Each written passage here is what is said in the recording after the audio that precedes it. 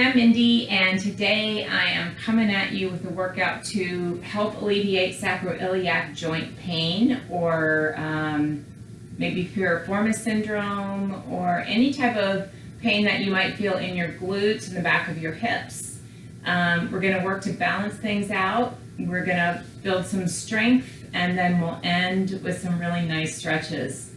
So I hope that this will be helpful, and you're going to need a block or two and a TheraBand.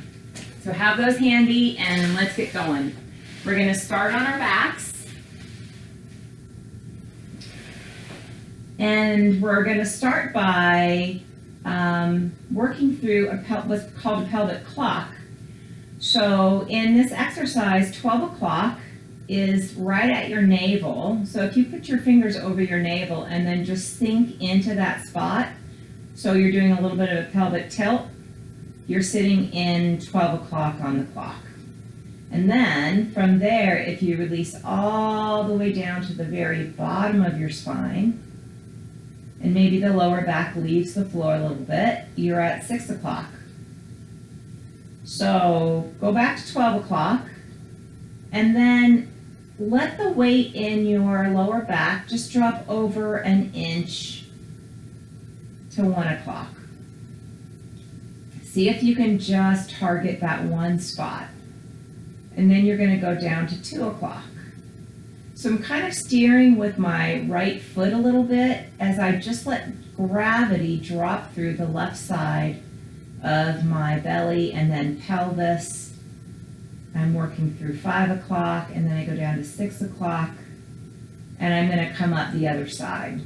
So now I'm pressing a little more through my left foot to kind of steer my weight through the right side of my pelvis and lower back. So once you get the hang of that, I want you to just work through in a clockwise circle over every number on the clock. And chances are you're going to find some sticky spots in there. You're going to find some spots that are a little painful maybe. You might activate that SI joint pain. And that's actually what we're looking for. I want you to get a real sense of what makes that turn on and where exactly it is. And when you do locate those spots, let yourself float forward and back a few times right over that spot, and then a little beyond, and then a little back, so that you're just really activating it. And then sometimes just through getting curious and staying with it, it starts to ease up a little bit. All right, so if you've done 2 or 3 rotations, we're going to go ahead and go the other way. And it's really interesting that when you shift direction, every sensation seems to shift as well. It's just a whole different experience to move counterclockwise through the circle. So let yourself really feel all the nuances between all the numbers on the clock.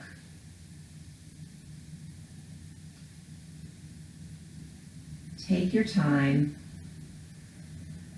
When you're trying to heal your body, it takes time. So you have to give yourself lots of space and grace, space and grace to just let things ease up a little bit.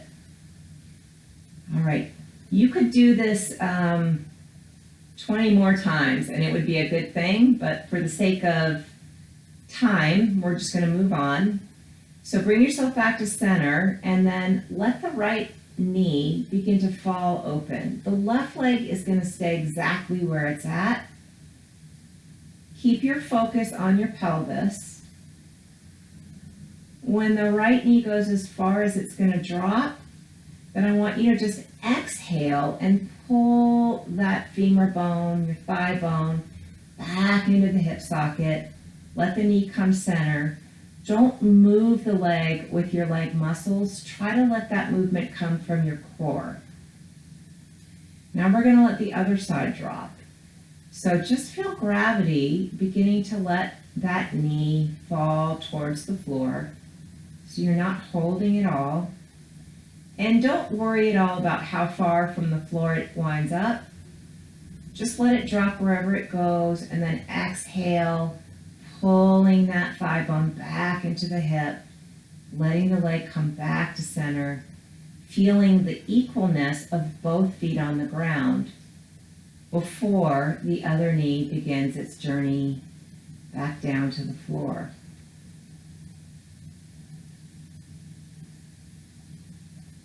So you might start noticing at this point that your leg's dropping a little bit farther towards the floor.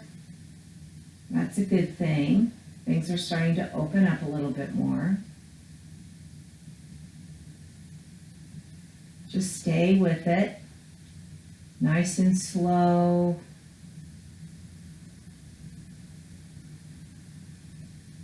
And try not to back away from any unpleasant sensations.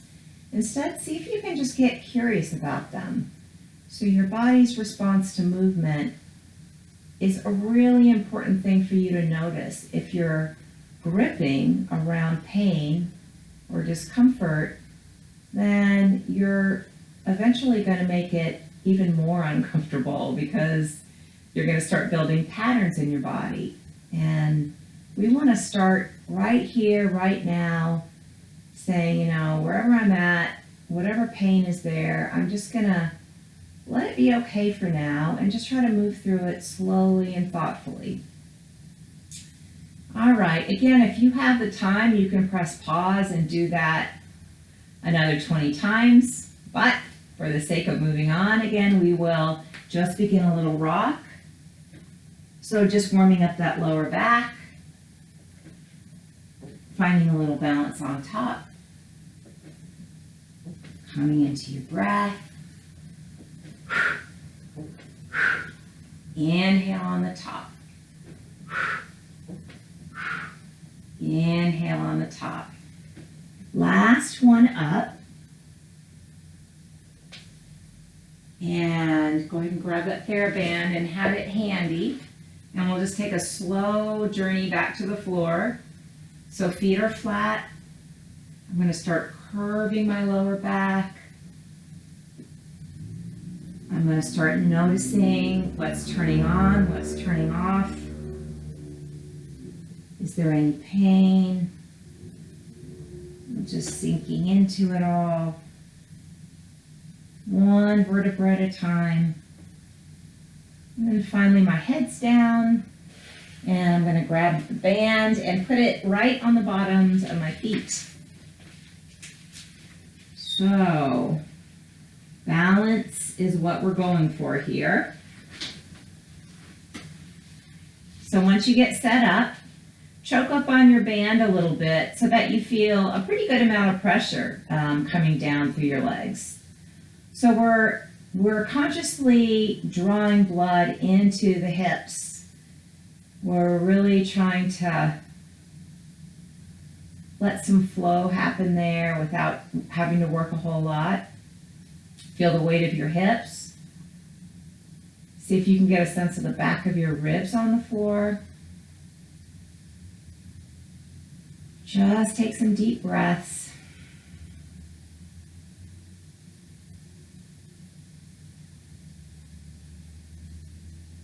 And then I want you to begin to press your feet apart from each other. So you're activating the side body on either side. And imagine that all those gluteal muscles are spreading out along the floor. You're moving your butt cheeks apart from each other. So your sacrum's really getting wide. Press, press, press. And then just let the legs float back together. Take a nice breath, and again, just press the legs out, spread everything out away from the sacrum. You're activating those gluteal muscles, but you're also opening up some space around your sacrum. And let the legs float back together. Last time, press it out.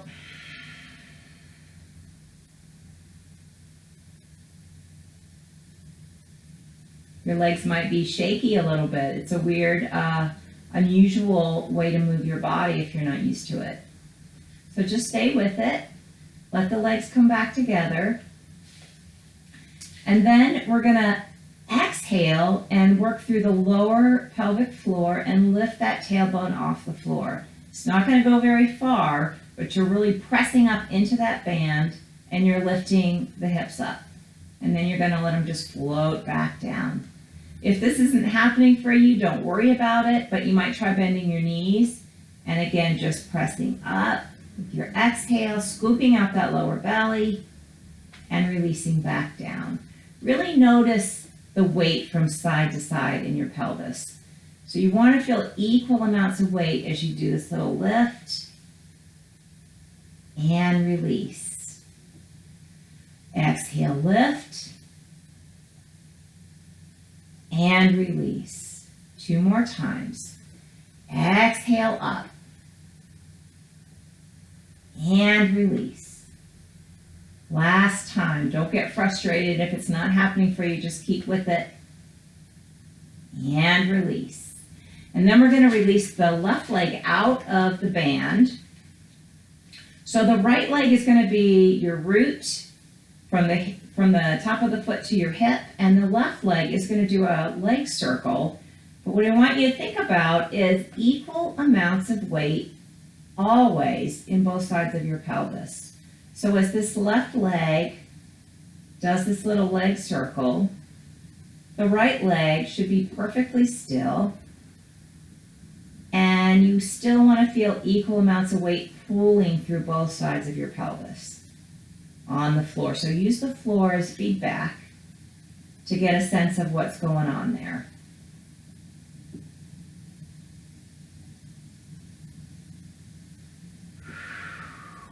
Breathe through it. I know it's a long time to have your leg up there in a deep stretch. Stay with it. We're almost there on this side. All right, and we're going to go ahead and reverse the circle. So open the leg to the side and then sweep it around. Open to the side and sweep it around. Again, it's always interesting to feel the differences on both sides of your hips.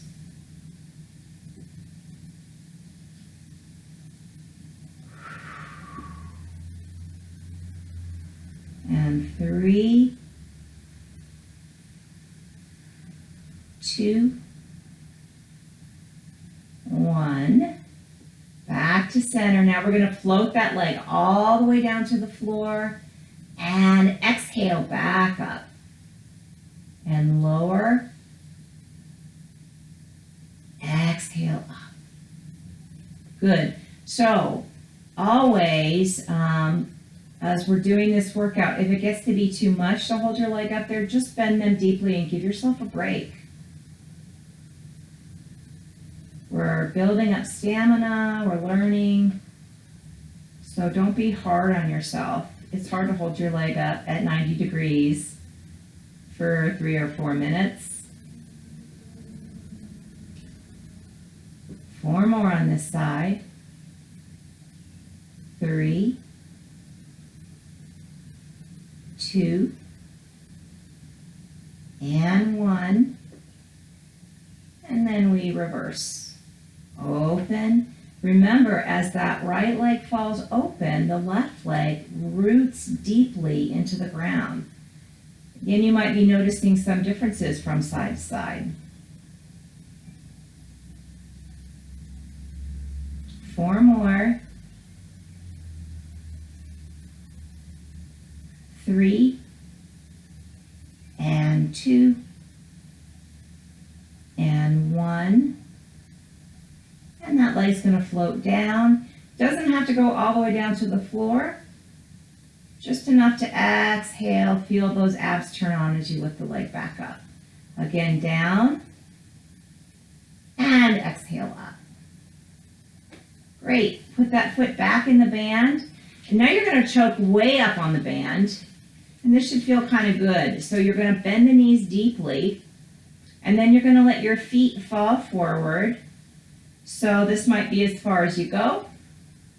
or maybe a little bit farther. If you find that you're wanting to drop the feet towards the ground, just let that happen. So pinky toes are reaching for the floor, and the band is just giving you a nice support. So it's like you're in this little bit of a hammock down there. So the groin muscles have everything to do with the hip muscles.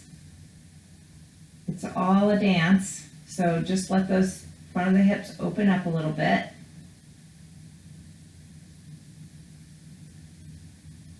One more deep breath. And then we're going to draw the feet back in, and we're going to come on to all fours. So we're going to work on some hip strength. So find the balance from side to side, from hand to hand and knee to knee. And then go ahead and take the left knee off the floor, lift it out to the side.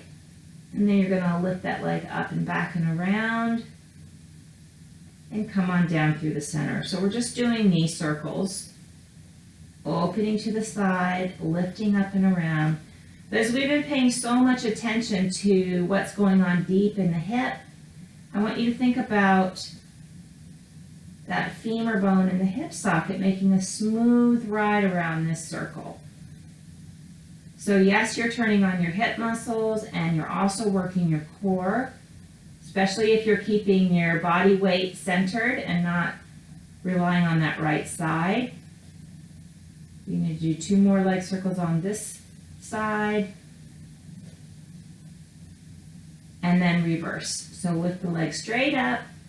Now wherever your knee is in space right now, open it straight out to the side before you bring it down. So you're really having to activate that hip muscle. And 3, and 4, 4 more. 6, and 7, and 8. Okay, now we're going to lift that leg straight up. So don't lift the hip like this.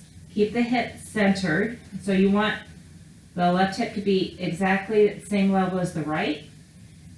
So the lift from your leg won't be very tall, but you should feel a lot of activation in your hip, maybe inner thigh. We're just doing a little poke up towards the ceiling with those toes, maybe 3 inches. So just keep lifting. And then lower that knee, and we're going to take it straight out to the side. Same thing, just lift it out, and then little pulse up. Again, try to bring that weight into the center. Don't be leaning on your right arm or your right hip. And 5, 6, you got this. And then lower it down again. We're going to do one more thing from all fours on this side. I want you to draw the knee into your chest and contract. So really pull that knee up. And then as you release, let the top of the foot slide along the floor. And think about lengthening through the front of this left hip. So right here, as the leg's straight, I start trying to reach my toes away from the crown of my head and actually stretch out that material on the front of the hip. So pull in both directions, from the crown of the head forward and the leg back. Pull, pull, pull. It's like a tug of war. And then just lift the leg up and release. Again, pull the knee in. Really contract. Back is reaching for the ceiling. And then just slide that foot along the floor. Lengthen through the front of the hip. Reach the crown of the head away from the toes. Pull in both directions. Pull, pull, pull. And then just let the leg float up. Last time. You got this. One more. You can do it. Knee in. Lengthen out. Stretch that hip flexor. Pull the psoas. Lift it up. And you did it. Sit back on the heels. Maybe roll over the tops of the hands or put your palms down. Fingers facing towards your knees. This always feels so good. And then just stretch forward. You earned a little break. We only have one more side to go. And then we're going to do some really incredible stretches. All right. Here we go. I'm going to go ahead and turn around this way in case you get lost and need to see what my legs are doing. All right. So, starting with the leg circles, first just feel the equality from side to side. Don't lose that feeling. Lift the right leg up and open it to the side and up and back and around. So it comes in, open, and up and around. So let your focus be down. Back of the neck is long. Breath is moving steadily along. Always checking out to make sure you're breathing. If you're not breathing, you're either working too hard or you're in pain. We don't want either to be the case. 2 more. And 1. And let's go ahead and reverse. So lift the leg up, open out, and down. Lift, open, and down. Back, open, and down. Good. Keep pulling out of the joints in the left shoulder and hip. So you don't want to just be sinking into that side. Keep your weight even. Good. Now we're just going to lift the leg straight back. Hips are level. Don't raise the right hip up. And just poke a little hole straight up like you're threading a needle with your big toe. Up, up, up, up. 2 more. And down. And the leg goes out to the side. Little lifts.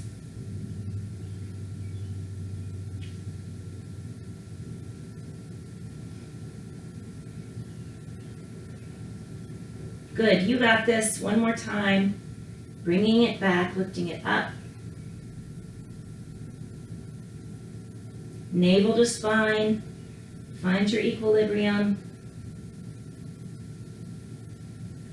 And to the side.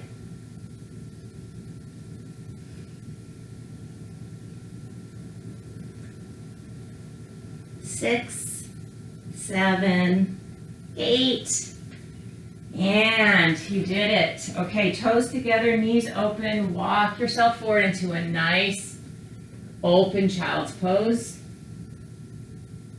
Let your ribcage just nestle in there. Take a few breaths.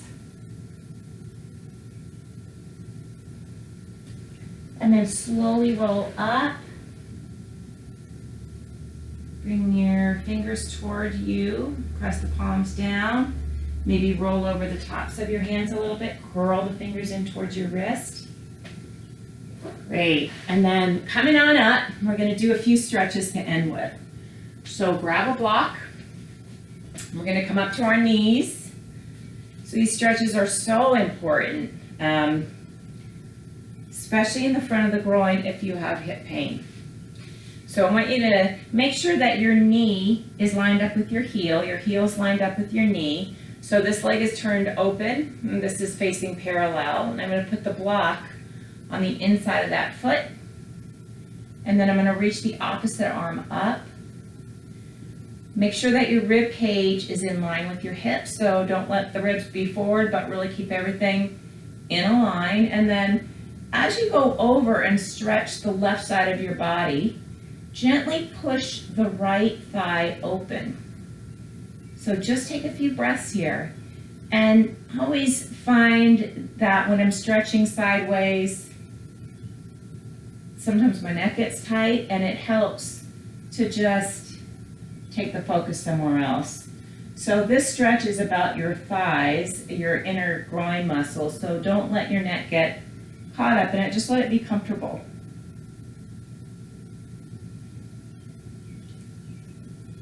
And then I want you to just activate and push out of the hips a little bit. So the knee and the right foot are gonna press a little bit, and you're gonna create a little more space in your waist. And then you might be able to bend a little bit farther. If not, it's absolutely fine. Great, we're gonna do the other side. So open that heel. Make sure that it's level with the knee. The block goes there, or it can be on its side here if you're pretty flexible. So begin to just gently press down through that knee, press through the foot, up and over, pull the ribs back, press the thigh open, breathe, breathe. Maybe change your focus.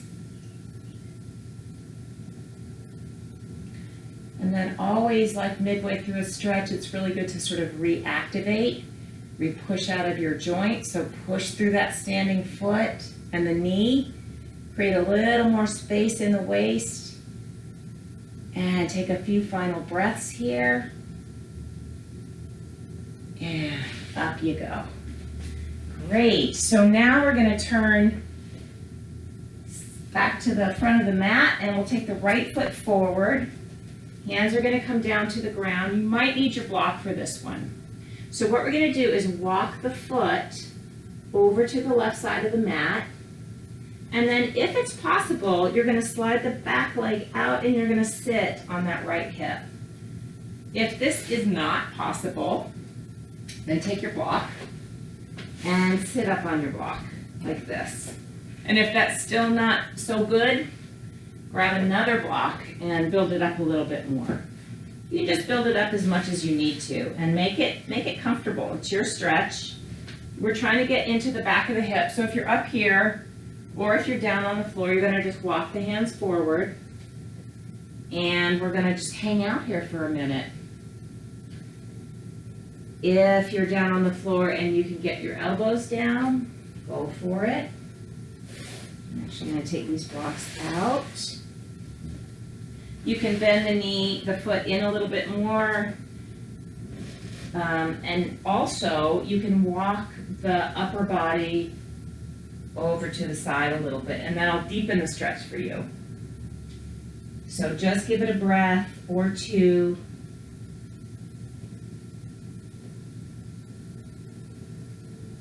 And then you're going to come on up. You might just want to take a little extension there and switch it up. So just so I know that you can see what I'm doing, I'm going to face forward this time. So you're here.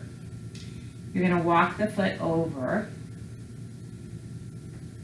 And then you're going to slide down gingerly and put that front knee down to the floor. You might build up under your hips. And then you're going to walk your hands forward. So you're either up on your hands or you're down on your elbows. And you're breathing, breathing, breathing. Again, if you want a little more stretch, you take the hands over towards the foot a little bit.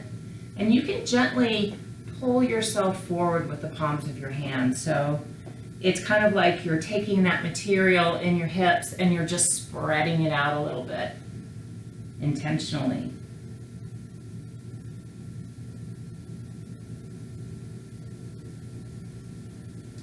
So the other thing that I would say about stretching when you have SI joint pain is that more stretch is not necessarily better. It's better to find an edge where you're getting the stretch a little bit, but staying in balance with everything else. So you don't have to go crazy. You want to keep the fibers of those muscles and tendons, you want to keep them really healthy and not, fray them with overstretching. So just know that you want to make sure that everything just is easy, but a little challenged. All right, so we're going to end with a psoas stretch. This is my absolute favorite. So you're going to take your block and you're going to put it right on that sacrum bone that we talked about. And you're going to come down to your elbows. And then you're going to release down to your shoulders. And this is where we're going to end today. So if you're comfortable in this position, go ahead and just reach the arms over your head. And when you do that, you're stretching the stomach even more. You're getting a little more psoas stretch in there. Now just feel what's happening in that center and in the back of the hips.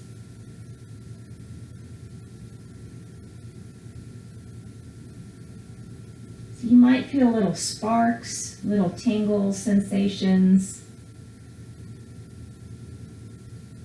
You just brought a lot of awareness to that area, and it's going to react a little bit.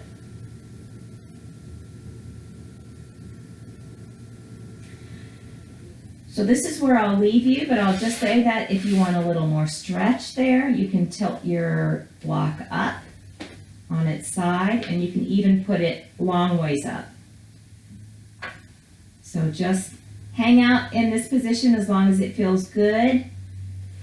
And I hope that this was helpful for you. Remember that if you are working through some pain and stuff, these things take time, so give yourself a break. Just stay with it, stay curious about your body, and things will shift.